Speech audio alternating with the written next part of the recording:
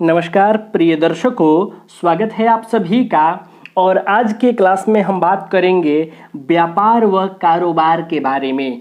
प्रिय दर्शकों, पिछले क्लास में हमने समझा कि नौकरी एवं व्यापार का विचार किस प्रकार से करना है, किस भाव से करना है।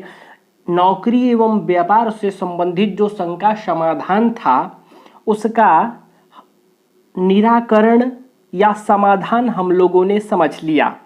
आज हम इन दोनों में से केवल प्रॉपर बात करेंगे व्यापार के बारे में, कारोबार के बारे में, कि कारोबार का विचार हम कहाँ करें, कैसे करें, किस प्रकार का व्यापार करना चाहिए, किस ग्रह से संबंधित व्यापार करना चाहिए, और एक उत्तम व्यापार का योग कुंडली में किस प्रकार से बनता है। सबसे श्रेष्ठ जो व्यापार का योग होगा वह मैं बताने जा रहा हूं आज आप लोगों को। तो आप जन्म कुंडली देखिए अपनी, और यदि व्यापार या कारोबार करने में आप इंटरेस्टेड हैं तो आज का यह क्लास पूरा देखिए। आपको समझ में आ जाएगा कि जन्म कुंडली के किस ग्रह का प्रभाव सर्वाधिक व्यापार पर पड़ता है, व्यापार का विचार हमें किस भाव से करना चाहिए और किस भाव से नहीं, कौन सा योग जन्म कुंडली में बनेगा, किस प्रकार की ग्रह स्थितियां बनेंगी। तो आप समझिए कि आपकी कुंडली में सफल व्यापारी का योग बना हुआ है, वह मैं बताने जा रहा हूं। प्रिय दर्शकों, सबसे पहले तो जन्म कुंडली में व्यापार हो या कारोबार, वाणिज्य का कारक ग्रह है बुध। बुध जो ग्रह है ये व्यापार का कारक ग्रह है, वाणिज्य का कारक ग्रह है। तो आप समझिए कि जन्म कुंडली में व्यापार का विचार करने से पहले बुध की स्थिति बहुत मायने रखती है। बुध का अवस्था विचार करना बहुत जरूरी है। प्रिय दर्शकों, अब बताने जा रहा हूं जो पिछले क्लास में भी बताया हूं, तो विस्तार से उसको समझने के लिए आप वह क्लास देख सकते हैं। और सूक्ष्म रूप से यहां भी बता दूं आपको कि जन्म कुंडली में व्यापार के लिए बुध को आप देखेंगे ही, क्योंकि ये व्यापार का कारक ग्रह है, वाणिज्य का कारक ग्रह है। लेकिन इसके साथ साथ जब साझेदारी में व्यापार करना हो तो आप सप्तम भाव को देखेंगे। साझेदारी में जब व्यापार आपको करना है तो साझेदारी का व्यापार यहाँ से विचार होगा, कुंडली के सप्तम भाव से विचार होगा। मैंने पिछले भी वीडियो में बताया था, सप्तम भाव से करेंगे। और जब निजी व्यापार करना है आपको, निजी व्यापार, जब आपको निजी व्यापार करना है तो जन्म कुंडली के दसम भाव को देखेंगे। इस भाव की ग्रह स्थितियों से आपको ज्ञात हो जाएगा। अब निजी व्यापार और साझेदारी के व्यापार आप समझ रहे होंगे, मैं यह उम्मीद कर रहा हूं। अब इसके साथ साथ आपको क्या देखना है, बुध ग्रह को। बुध संबंधित भाव और भावेश की स्थिति अनुकूल होने से व्यापार लाभ होता है। प्रिय दर्शकों, बुध जिस भाव में बैठा हो उस भाव और भावेश की स्थिति भी आपके व्यापार को प्रभावित करेंगी।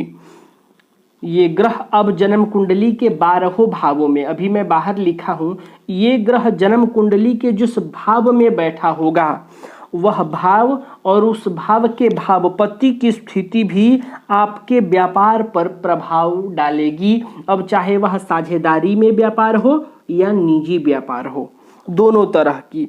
अब यदि बुध ग्रह की स्थिति अच्छी हो और साथ ही साथ बुध जिस भाव में बैठा है वह भाव बढ़िया हो और उस भाव के भावपति बढ़िया हो, तो समझिए कि आपको व्यापार से लाभ होगा। प्रिय दर्शकों, इसी के साथ साथ जन्म कुंडली का जो दूसरा भाव है, ये दूसरे भाव और दूसरे भाव के अधिपति ग्रह यानी द्वितीयेश। अब यहाँ 2 नंबर है आपके जन्म कुंडली में, यहाँ कोई सा भी नंबर हो सकता है। तो दूसरे भाव में जो राशि है उस राशि के राशिपति और द्वितीय भाव की स्थिति यदि अच्छी हुई तो भी आपको व्यापार में अच्छा लाभ प्राप्त होगा। आपकी कुंडली में व्यापार का बहुत बढ़िया योग बना है, आप ऐसा समझ लीजिए। कुंडली में बुध अच्छे हो, बुध जिस भाव से संबंध बनाए वह भाव अच्छा हो, उस भाव के अधिपति ग्रह अच्छे हो, साथ ही साथ द्वितीयेश और द्वितीय भाव बढ़िया हो, तो भी आप सफल व्यापारी हो सकते हैं। बुध का दसम भाव से संबंध बन जाए, बुध ग्रह का दसम भाव में आकर बैठ जाए या दसम भाव के अधिपति ग्रह के साथ बुध का संबंध बन जाए, तो ऐसा जातक व्यापार में विशेष रुचि रखता है। यानी इस ग्रह का, बुध ग्रह का इस दसम भाव से किसी भी प्रकार का संबंध बन जाए। संबंध 4 प्रकार का होता है, युति हो गया, दृष्टि हो गया, स्थान संबंध हो गया, स्थान परिवर्तन संबंध हो गया, आदि जो संबंध हैं उन संबंधों में से कोई सा भी बन जाए, यानी दशमेश के साथ बन जाए या दसम भाव के साथ बन जाए, तो भी ऐसे जातकों की रुचि व्यापार में विशेष होती है। प्रिय दर्शकों, अब आप सबसे पहले नोट करें एक उत्तम व्यापार योग कुंडली में, उसके बाद मैं आपको बताऊंगा ऐसे 8-9 सूत्र जो बहुत ही महत्वपूर्ण होंगे। व्यापार पर प्रभाव किस ग्रह का होगा, किस ग्रह से संबंधित आपको व्यापार चुनना है, वह आपको इन सूत्रों के माध्यम से समझ आ जाएगा। लेकिन उससे पहले आप एक योग नोट कीजिए जो एक उत्तम व्यापार योग है। प्रिय दर्शकों, जन्म कुंडली के जो धनेश हैं, द्वितीयेश हैं, अभी मैं द्वितीयेश के बारे में बात कर रहा था, तो जो धनेश हैं वह लाभ भाव में आकर बैठ जाएं। जैसे मान लीजिए यही राशि है, तो यहाँ 2 नंबर की राशि है, तो 2 नंबर के राशिपति हो गए शुक्र, तो शुक्र यदि कुंडली में यहाँ पर बैठ जाए, किस भाव में, लाभ के भाव में, और जो लाभेश हैं, लाभपति हैं, कौन, यहाँ 11 नंबर की राशि है, तो 11 नंबर के मालिक बनते हैं शनि, और शनि जाकर यहाँ धन भाव में बैठ जाएं। अब यहाँ मैं यहाँ शुक्र को क्यों बैठाया और यहाँ शनि को क्यों बैठाया, क्योंकि यहाँ शनि आया लाभेश है इसलिए, और यहाँ शुक्र द्वितीयेश है। आप अपनी जन्म कुंडली में देख लीजिए, यहाँ जो राशि लिखी होगी इस राशि के राशिपति कुंडली के दूसरे भाव में जाकर बैठ जाएं, और यहाँ जो राशि लिखी होगी यहाँ के मालिक यदि यहाँ आकर बैठ जाएं, तो इस प्रकार का जो योग बनता है आप इसको कह सकते हैं उत्तम व्यापार योग, यानी व्यापार का सर्वश्रेष्ठ योग बनेगा। लेकिन इन दोनों का स्थान परिवर्तन के साथ साथ आपको बुध की स्थिति विचार कर लेनी है कि बुध कुंडली में अच्छे अवस्था में हो, उत्तम अवस्था में हो, श्रेष्ठ अवस्था में हो, बलाबल के साथ हो, शुभ प्रभाव में हो, तो आप व्यापार कारोबार में सफलता हासिल कर सकते हैं। प्रिय दर्शकों, अब मैं आपको बताने जा रहा हूं कुछ ऐसे सूत्र जिनका आपके व्यापार पर बहुत ज़्यादा प्रभाव पड़ेगा, तो आप एक एक नोट करते चलें।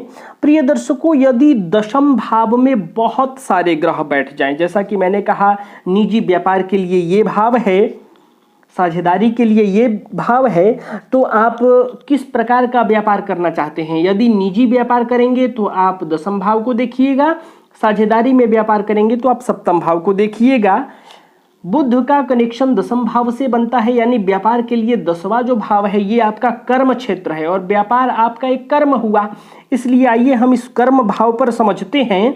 निजी व्यापार हो तो आप सप्तम को देखिएगा, माफ कीजिएगा, निजी व्यापार हो तो आप दशम भाव को देखिएगा, और साझेदारी में व्यापार हो तो सप्तम भाव को देखिएगा। अब प्रिय दर्शकों, यदि दशम भाव में एक से अधिक ग्रह हो जाएं, एक बैठा हो, 2 हो, 3 हो, 4 हो, 5 हो, पंचग्रह योग भी बनता है, तो यानी एक से अधिक ग्रह हो, तो आप किस प्रकार से इसका निर्धारण करेंगे कि किस ग्रह का सर्वाधिक प्रभाव होगा। तो आपको देख लेना है कि उन जितने भी ग्रह बैठे हों, 1, 2, 3, 4, 5, उन ग्रहों में से सबसे बली ग्रह कौन है, सबसे मजबूत अवस्था में कौन है, बलाबल के साथ कौन सा ग्रह है।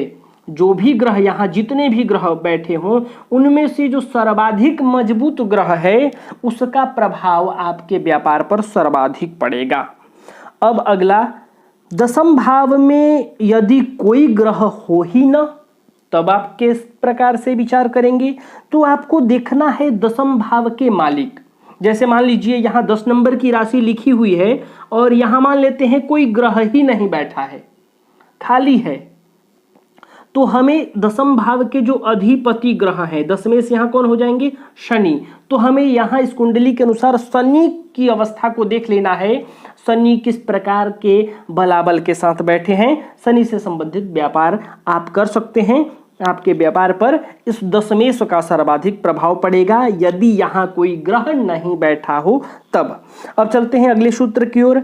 दशमेश जिन ग्रहों के साथ बैठा होगा, यहाँ कोई ग्रह नहीं है तो आप दशमेश को देखोगे जो इस भाव के अधिपति ग्रह है, और ये दशमेश कुंडली में जिन ग्रहों के साथ बैठा हो उसके अनुसार जातक व्यापार करे तो बेहतर रहेगा, श्रेष्ठ रहेगा। अब एक बात और ध्यान रखिए कि जिन ग्रहों का इस दशम भाव पर दृष्टि पड़ जाए उन ग्रहों से संबंधित व्यापार भी आपके लिए अनुकूल रहने वाला है। अब प्रिय दर्शकों, इस दशमेश के साथ साथ कुंडली का जो लग्नेश है, यहाँ नंबर 1 लिखा है तो मेष राशि यानी मेष राशि के अधिपति ग्रह हो जाएंगे मंगल। तो जो लग्नेश है, यहाँ मंगल मैं इसलिए लिख रहा हूं क्योंकि ये लग्नेश है, तो लग्नेश का भी आपके व्यापार पर बहुत ज्यादा प्रभाव पड़ेगा, क्योंकि लग्न मतलब आपका व्यक्तित्व, और आप जिस चीज से जुड़ेंगे उस पर सर्वाधिक प्रभाव आपका ही तो पड़ेगा, लग्न का ही तो पड़ेगा। तो लग्नेश का भी व्यवसाय पर बहुत ज्यादा प्रभाव पड़ता है। तो जन्म कुंडली में लग्न और लग्नपति यानी लग्नेश की अवस्था भी देख लेनी है। जो ग्रह लग्न में स्थित हो या इस पर अपनी दृष्टि रख रहे हों, लग्नेश पर अपनी दृष्टि रख रहे हों, उसके अनुसार भी जातक का व्यवसाय हो तो अच्छा ही रहेगा। प्रिय दर्शकों, इसके साथ साथ कभी काल ऐसा भी देखने को मिला है कि जन्म कुंडली में सूर्य की अवस्था को देखिए और सूर्य के साथ बैठे ग्रहों का बलाबल भी देखिए, उससे भी संबंधित आपका व्यवसाय आपको लाभ दे जाता है, क्योंकि सूर्य आत्मा का कारक है। आप जब सुदर्शन चक्र देखेंगे तो लग्न, चंद्र और सूर्य 3 कुंडली आप वहां देखेंगे, लग्न कुंडली यानी जन्म कुंडली, चंद्र कुंडली और सूर्य कुंडली। तो सूर्य की अवस्था और सूर्य के साथ बैठे ग्रहों का भी आपके व्यवसाय पर शुभ प्रभाव पड़ता है, अच्छा प्रभाव पड़ता है। और बुध ग्रह की बात करें तो बुध और शुक्र प्रायः सूर्य के साथ होते हैं या सूर्य से एक घर आगे या एक घर पीछे ही होते हैं, तो सूर्य के साथ जो ग्रह बैठे होंगे उनका भी आपके व्यवसाय पर अनुकूल प्रभाव पड़ता है। प्रिय दर्शकों, अब आपको व्यापार में लाभ किस दिशा में मिलेगा, आप किस दिशा में व्यापार करेंगे तो आपको श्रेष्ठ लाभ प्राप्त होगा, अब यह भी आप नोट कर लीजिए। तो इसके लिए आप देखिए कि एकादश जो भाव है उसमें कौन सी राशि बैठी है, या फिर एकादशेश जो हैं, एकादश भाव के जो मालिक ग्रह हैं, एकादशेश जहां स्थित हैं उस राशि की दिशा कौन सी है, उस दिशा में आपको लाभ प्राप्त हो जाएगा। अब आप दिशा कैसे देखेंगे, पूरब, दक्षिण, पश्चिम, उत्तर, इस प्रकार से आप इसका विभाजन करें। देखिए ये पूरब, पूरब के बाद आप लिखें दक्षिण, दक्षिण के बाद आप लिखें पश्चिम, पश्चिम के बाद आप लिखें उत्तर। अब यहाँ मैं राशि लिखकर ही आपको बता देता हूँ, आप आसानी से समझ लेंगे, लेकिन उससे पहले हम यहाँ समझ लेते हैं एकादशेश। सबसे पहले तो देखिए एकादश भाव में कौन सी राशि है, इस राशि के दिशा में, या फिर एकादशेश जिस राशि में जाकर बैठे हैं उस राशि की जो दिशा होगी उस दिशा में व्यापार आपको लाभ प्राप्त कराएगा। इस दिशा में यदि आप व्यापार करते हैं तो उसमें आपको काफी हद तक सफलता के योग बन जाएगा। जैसे यहाँ 2 नंबर की राशि पर बैठे हैं तो 2 नंबर की राशि दक्षिण दिशा की राशि है और यहाँ एकादशेश बैठे हैं तो ऐसी अवस्था में जिनके एकादशेष 2 नंबर की राशि में है, वह अपने जन्म स्थान से दक्षिण दिशा में व्यापार करें तो उसको विशेष लाभ प्राप्त हो सकता है। हालांकि मैं इस दिशा को लेकर एक अलग से वीडियो बना दूंगा, विस्तार से आपको समझा दूंगा, तो वहां आपको और विस्तार से समझ में आ जाएगा। लेकिन आप यहाँ सूक्ष्म रूप से समझिए, एकादशेष जिस राशि पर बैठे हों वो राशि जिस दिशा का प्रतिनिधित्व करे, उस दिशा में यदि आप व्यापार करते हैं तो आपको विशेष लाभ प्राप्त होता है और होगा। अब आइए समझते हैं राशियों के दिशाओं के बारे में। तो यहाँ नंबर 1 यानी जो मेष राशि है वो पूरब दिशा, 2 नंबर दक्षिण दिशा, 3 नंबर पश्चिम दिशा, 4 नंबर उत्तर दिशा। यहाँ राशियों का क्रम बैठा लीजिए। यहाँ 4 राशियां हो गई। अब यहाँ से फिर 5 नंबर लिखिए पूरब दिशा, 6 नंबर दक्षिण दिशा, 7 नंबर पश्चिम दिशा, 8 नंबर उत्तर दिशा। इसके बाद फिर इसको दोहराइए, 9 नंबर पूरब दिशा, 10 नंबर दक्षिण दिशा, 11 नंबर पश्चिम दिशा, 12 नंबर उत्तर दिशा। यानी मेष राशि, सिंह राशि और धनु राशि पूर्व दिशा का प्रतिनिधित्व करेंगी, वृषभ राशि, कन्या राशि और मकर राशि दक्षिण दिशा का, मिथुन राशि, तुला राशि और कुंभ राशि पश्चिम दिशा का, कर्क राशि, वृश्चिक राशि और मीन राशि उत्तर दिशा का। तो यहाँ देखिए 2 नंबर की राशि दक्षिण दिशा है, यहाँ एकादशेष 2 नंबर की राशि पर बैठे हैं तो यहाँ दक्षिण दिशा हो गई, और जो 11 नंबर की राशि है यहाँ बैठी हुई वह पश्चिम दिशा की है। तो ऐसे जातकों का दक्षिण पश्चिम में जब आप व्यापार करेंगे तो सफलता हासिल होने के बहुत हद तक चांसेस हैं। तो प्रिय दर्शकों, आज के लिए बस इतना ही। तब तक के लिए हमें अनुमति दीजिए। नमस्कार।